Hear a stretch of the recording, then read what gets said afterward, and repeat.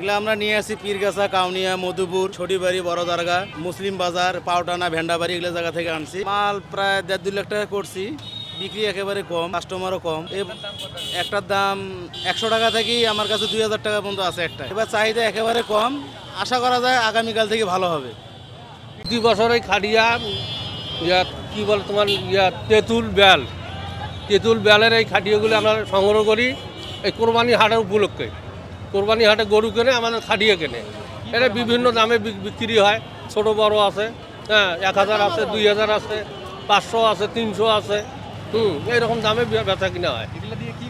এগুলো দিয়ে গরুর গোস্ত কাটে, কোরবানির গরুর গোস্ত কাটে। এবার ব্যবসা খুব একটা ভালো নাই, কারণ গরুর বেচা কিনা সেরকম নাই, গরুর বাজার কম, খাটিয়ে মনে করেন কম বেচা কিনা হচ্ছে।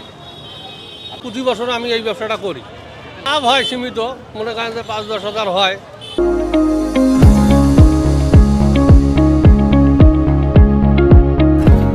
এই এক সপ্তাহের ব্যবসা তো, কোনো সময় হয়তো 15,000 হয়, 10,000 হয়, এরকম ক্যাশটা উঠিয়ে ওইরকম হয়, কোনো সময় লসও হয়ে যায়। জি, গরু কাটার জন্য মুড়া কিনতেছি, মানে গোস কাটবো আমরা, ওই জন্য মুড়া কিনতেছি। মুড়ার একটু দাম বেশি এখন চাইতেছে, এটা মুড়া 550 টাকা করলাম, দিচ্ছে না।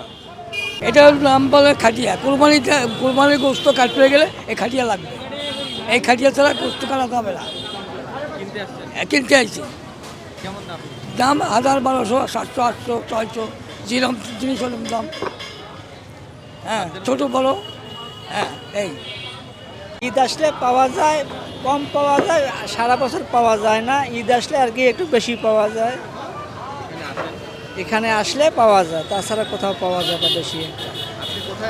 তেঁতুলের খাটিয়ে নিতে আসছে লালবাগ রেলগেটে তেঁতুলের খাটিয়ে কিনতে আসছি। এটা দিয়ে মাংস কাটাকাটি করবে, যদি বৎসরে এটা লাগে, এটা কিনি এটা।